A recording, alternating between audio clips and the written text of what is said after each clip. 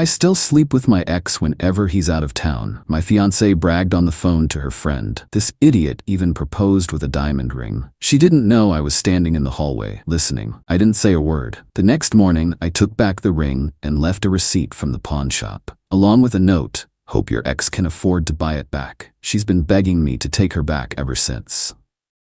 It's been exactly 1 month since my life imploded. 1 month since I discovered that the woman I planned to spend my life with saw me as nothing more than a punchline in conversations with her friends. 1 month since I executed what I thought was justified revenge. Now I'm sitting in a hotel room across the country, drinking bourbon neat, wondering if I went too far. Let me back up. Melissa and I met through mutual friends 3 years ago. Smart, ambitious, drop-dead gorgeous, she was everything I thought I wanted. She works as a prosecutor for the district attorney's office, which is how we met when I testified as an expert witness in a case. We moved in together after a year, and I proposed 6 months ago with a ring that cost me nearly 3 months' salary. 2-carat princess-cut diamond, platinum band, custom design. She cried when I got down on one knee, said it was perfect. Said I was perfect. I travel frequently for work. I'm a forensic accountant investigating financial fraud for several major corporations. The money's good, but the schedule is brutal. 3 or 4 days a week on the road, constantly in airports and rental cars. Melissa said she understood, said she was proud of my work ethic. Last month, I was scheduled for a 3-day trip to Seattle. Typical client meetings, nothing unusual. My flight was at 10 a.m., but around 8:30, my client called. Their CFO had a heart attack overnight, meetings postponed until next week. Just like that, my trip was canceled. I texted Melissa from the garage. Trip canceled, coming back upstairs. No response. Not unusual, she was probably in the shower. Our condo has a split-level design. You enter on the lower floor, where the garage access is, then head upstairs to the main living area. As I climbed the stairs with my luggage, I heard Melissa's voice. She was on the phone, laughing about something. Probably telling her friend Susan about the ridiculous proposal story she'd seen on Instagram yesterday. I was about to call out when I heard my name. And Scott has no idea. None. She was speaking loudly, almost shouting to be heard over the bathroom fan. She always took calls on speaker while doing her makeup. I still sleep with my ex whenever he's out of town. This idiot even proposed with a diamond ring. I froze on the stairs, out of her sightline but close enough to hear everything with perfect clarity. "Shut up, you don't," said a female voice I recognized as Susan, her college friend who I'd always felt looked down on me. "I absolutely do," Melissa continued, her voice dripping with smugness. "Devin and I have an arrangement. Scott's gone so often, it's like the perfect setup. I get the stability and the nice gifts. Devin gets the fun without the commitment." "Melissa, you are so bad," Susan squealed, clearly delighted by this revelation. "You have to see this fucking ring, though. Hold on, let me send you a picture." A pause. "See? Can you believe he spent that much on it?" Devin nearly pissed himself laughing when I showed him. My hand gripped the stair railing so hard my knuckles went white. I couldn't breathe, couldn't move. Just stood there listening to the woman I loved mock me, mock my choice of ring, mock my entire existence. "So what happens when Scott wants to set a wedding date?" Susan asked. "I'll figure something out. Maybe a work opportunity I just can't pass up in another city.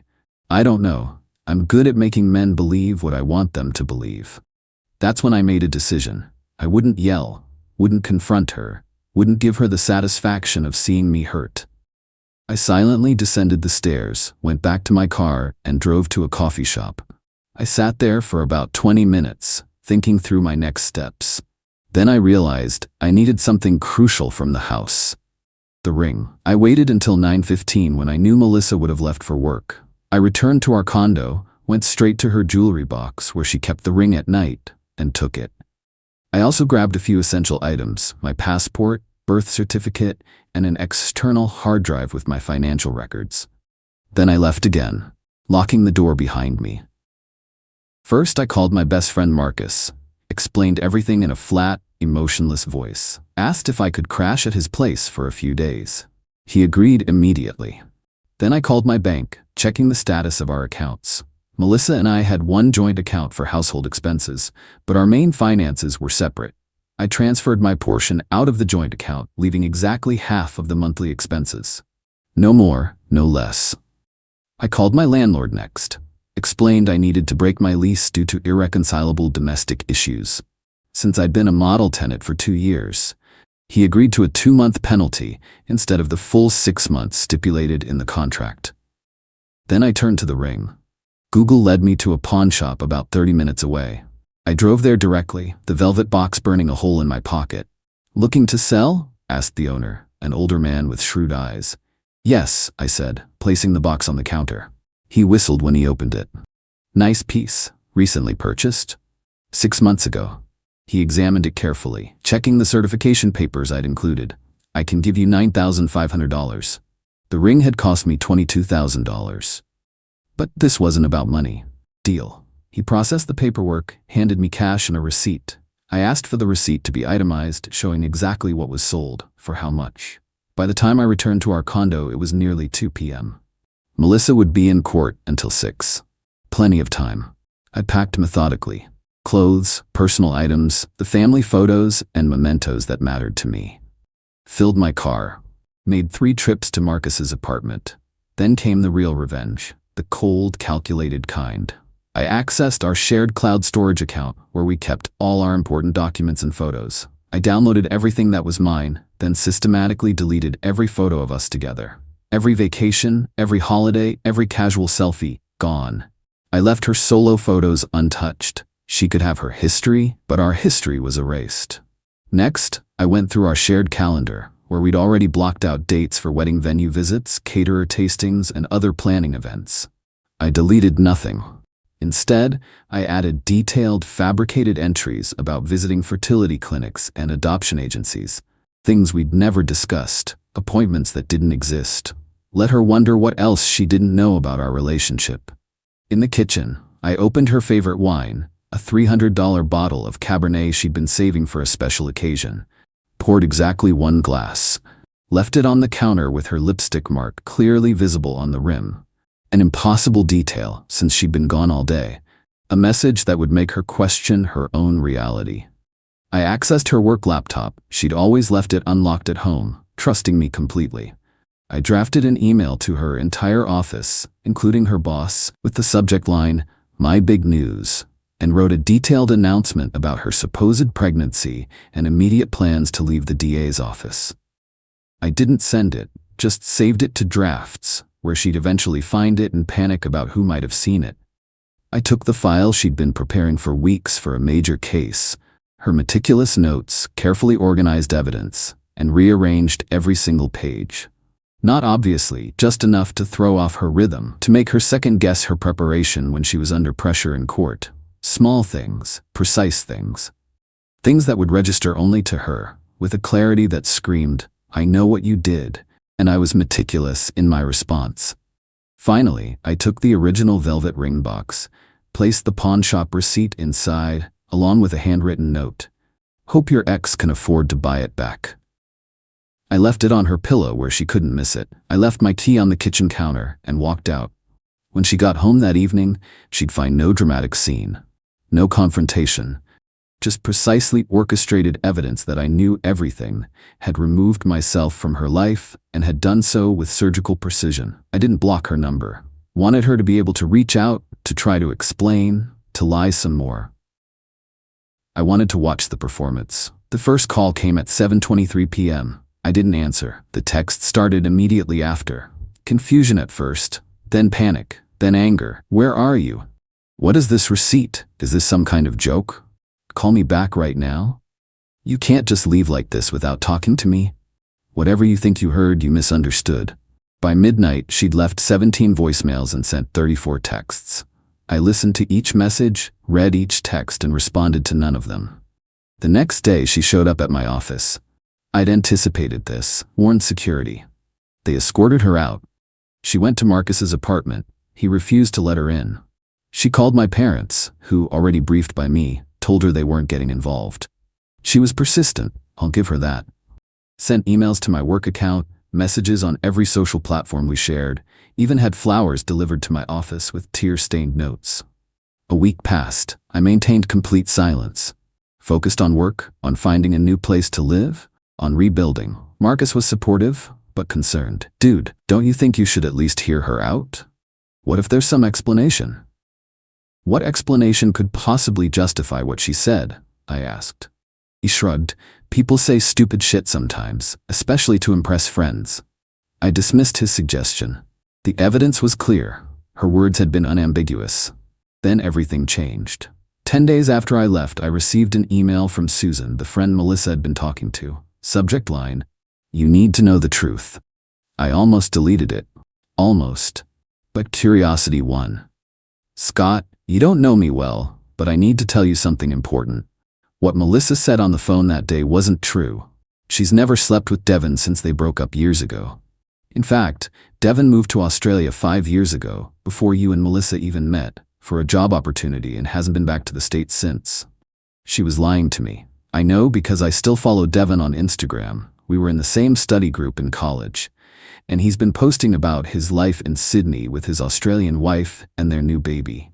Melissa was just trying to seem cool and rebellious to me and our other college friends. We're all idiots who glorify drama and bad decisions. She was trying to fit in with our toxic bullshit. What she did was wrong and horrible, but it wasn't what you think. She never cheated on you. She just lied about it, which is still terrible but different. I thought you should know." I stared at the screen for a long time. Then I started investigating. A quick social media search confirmed it. Devin had indeed moved to Australia 5 years ago. His Instagram was filled with photos of Sydney Harbour, his Australian wife, their new baby, and their beachfront home.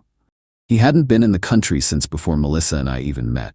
I found Devin's email through a mutual connection, contacted him directly. "Scott? Melissa's Scott? Man, what the hell? She's been messaging my wife on Instagram crying, saying her life is ruined because of something involving me. She told her friend, you two hook up whenever I'm out of town," I wrote. His response came quickly. "That's absolutely insane. I've been in Australia for 5 years, married for 3, and haven't even spoken to Melissa, except for the occasional comment on social media. I literally haven't been in the same country as her since before you two met. I have no idea why she would say that." I thanked him and ended the conversation. Called Susan next, who confirmed her email. Said Melissa had been trying to maintain a bad girl image with their college friend group for years. Said she'd admitted the truth in a breakdown 2 days after I left. Everything I thought I knew shifted. Melissa hadn't cheated. She'd just pretended she had. She'd mocked me, belittled me, disrespected me fundamentally, but not in the way I'd thought. I still haven't contacted her directly. But I did check in with Marcus, who said she comes by daily, crying, begging for a chance to explain. According to him, she's lost weight, looks like she hasn't slept in weeks. The case she was working on, the one whose files I rearranged, apparently went poorly, with her appearing disorganized and unprepared. Her boss had expressed concern about her mental state. Part of me feels vindicated. The cold, calculated way she spoke about me deserved a response in kind. The things she said can't be unsaid. But another part wonders if my reaction was disproportionate. She lied about cheating to impress a friend whose opinion she apparently valued more than my feelings or our relationship. That's a betrayal of trust, of respect, but not of fidelity. I destroyed a 3-year relationship, a planned future, a life we'd built. Did the crime warrant such an absolute punishment? It's been a month now. I've signed a lease on a new apartment, changed my phone number, moved on, externally at least. But these questions keep me up at night. Did I overreact? Or was her betrayal, different though it was from what I initially believed, still fundamentally unforgivable? I trusted this woman with my life, my future, my heart. She treated that trust like it was worthless, like I was a character in a story she was telling rather than the man she planned to marry. So I ask you, strangers on the internet, was I justified? Or did I destroy something that might have been salvageable? Update. 2 weeks later. First, thank you all for the overwhelming response. I've read every comment and your perspectives have been invaluable. After much reflection, I decided to meet with Melissa in a neutral location, a coffee shop downtown. 3 conditions: public place, limited time, 1 hour, and no expectation of reconciliation. just closure. She agreed immediately. When I arrived, she was already there, hands wrapped around a mug, looking smaller somehow. She'd lost weight, and her eyes had dark circles beneath them. For the first time, I let her speak without interruption. "What I said was inexcusable," she began. "I have no justification that makes it okay. I lied to Susan because I was insecure. Our college friends, they're all either having affairs or divorcing or in these dramatic relationships. My stable, loving relationship with you made me feel boring to them, so I invented drama where there was none." She explained that Susan and their friend group subtly mocked anyone in a healthy relationship. Described how she'd felt increasing pressure to have interesting Susans to share. How one small lie had snowballed into the conversation I overheard. "I never cheated on you. Not once, not ever," she said, tears streaming down her face. "I loved you completely, still do. But I betrayed your trust in a different way, and I understand why you left." I asked the question that had been haunting me. If you valued their opinions so much that you disrespect me to impress them, how could our relationship ever work? "It wouldn't," she admitted quietly. "I've spent every day since you left realizing how twisted my priorities were. I've cut ties with Susan and that entire friend group, started therapy to understand why I would sabotage something precious for validation from people who don't actually care about me." She also addressed the professional fallout from my revenge. The rearranged case files had caused her significant embarrassment in court. The draft email I'd left on her computer had given her a panic attack when she found it. The wine glass had made her question if someone had been in their home. My calculated response had hit every target perfectly. "You're very good at what you do," she said quietly, referencing my forensic accounting skills. "You dismantled my life with surgical precision." We talked for the full hour. No raised voices, no dramatic scenes, just two people picking through the rubble of what we'd built and lost. In the end, I told her I forgave her, but that forgiveness didn't mean reconciliation. The trust was broken. Not because she'd cheated, but because she'd revealed a fundamental disrespect that couldn't be undone. She asked if I'd ever consider trying again. I told her honestly that I didn't know, that we both needed time and space to grow separately before that question could even be approached. As for the ring, she'd actually gone to the pawn shop the day after finding my note, bought it back at a significant markup. She brought it with her to our meeting, tried to return it. I refused, told her to keep it, sell it, donate it, whatever gave her closure. She nodded, understanding the finality in my words. We parted with a brief hug that felt like a period at the end of a complex sentence. Not angry anymore, just finished. I'm moving forward. Changed positions at work to reduce my travel. Started rock climbing, something I'd always wanted to try but never made time for. Reconnected with friends I'd neglected. Many of you asked if my revenge went too far. After reflection, I stand by most of my actions. The silent departure, the division of assets, the pawn shop receipt. All proportionate responses to the disrespect she showed me. The more subtle acts, rearranging her case files, the draft email, the wine glass trick, may have crossed into psychological warfare, but they were precise expressions of hurt rather than broad destruction. What I regret is not giving her a chance to explain before I executed my exit strategy. One conversation might have revealed the truth sooner and saved us both weeks of additional pain. That said, I'm not sure it would have changed my decision to leave. A partner who would mock me to impress others has revealed something fundamental about their character and priorities. That revelation can't be undone, even if the specific offense was different than I initially believed. Thank you again for your insights and support. This chapter of my life is closing, and while the ending wasn't what I expected, I'm at peace with it. Final update 3 months later. This will be my last post on this situation, as there's been a resolution of sorts. Melissa and I have had several more conversations over the past months, each meeting more measured and honest than the last. She's continued therapy, made significant changes in her life, let go of toxic friendships, changed jobs, focused on building authentic relationships. I've done my own work too, understood why I reacted so extremely to her betrayal, how my parents' turbulent marriage left me with a hair-trigger response to any form of deception. We've been dating again. Cautiously, starting fresh rather than trying to rebuild what was broken.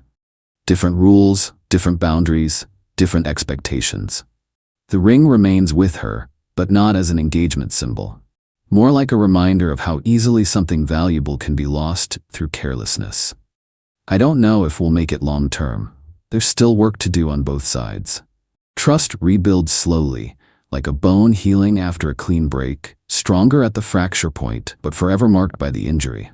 What I do know is this: sometimes the most brutal revenge isn't necessary. Sometimes people deserve a second chance, not because what they did wasn't wrong, but because what they do afterward demonstrates genuine change. That said, I have zero regrets about how I handled the initial situation. The shock of my departure, the meticulousness of my response, these created the rupture necessary for authentic transformation on both sides. Sometimes relationships don't end because they're beyond repair. They end because they need to be rebuilt from the foundation up. Whether Melissa and I ultimately succeed doesn't matter as much as the fact that we're both becoming better people through this process. More honest, more direct, more aware of our own patterns and triggers. For those facing similar betrayals, trust your instincts, but verify your facts. Respond with purpose rather than pure emotion. And remember that forgiveness is a gift you give yourself, whether or not you choose to continue the relationship. I'll end with this. The pawnshop owner recognized Melissa when she came to buy back the ring. Told her I'd been completely stoic when selling it. No anger, no sadness, just calm determination. She said that image haunted her more than if I'd raged or cried. The quiet dignity of someone who knows exactly what they deserve. Whatever happens next, I intend to maintain that dignity, not out of pride, but out of self-respect. Thank you all one last time for being witnesses to this chapter of my life. Your collective wisdom helped guide me through the darkest moments towards something I never expected. Not just survival, but growth. Edit. To those asking about the specific revenge tactics I employed, yes, finding the draft pregnancy announcement email nearly gave her a heart attack, and the rearranged case files significantly damaged her reputation at work temporarily. The wine glass trick apparently had her installing security cameras and checking for signs of intrusion for weeks. These weren't grand, destructive gestures, just precisely targeted strikes that made her feel exactly what I felt: betrayed, off balance, and questioning everything she thought she knew. I don't necessarily recommend these specific actions to others, but I don't regret them either. Sometimes the most effective message is delivered without words.